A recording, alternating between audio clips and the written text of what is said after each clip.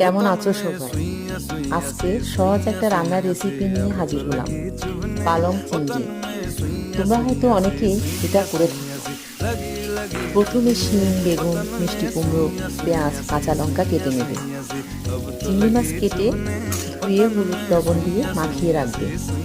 কড়াইতে সামান্য তেল দিয়ে চিংড়ি মাছগুলো ভেজে উঠিয়ে নেবে। আর একটু তেল দিয়ে পেঁয়াজ হালকা ভেজে কুমড়ো, শিম আর সবশেষে বেগুন হলুদ লবণ দিয়ে ভেজে নেবে।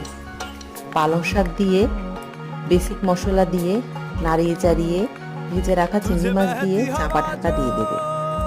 মাঝারি আছে 10 থেকে 15 মিনিট রান্না করে উপর থেকে ভেজে রাখা মশলা দিয়ে দিলেই তৈরি আমাদের পালং চিংড়ি। जवानी तेरे जरा भी क्यों ना काम आए रे।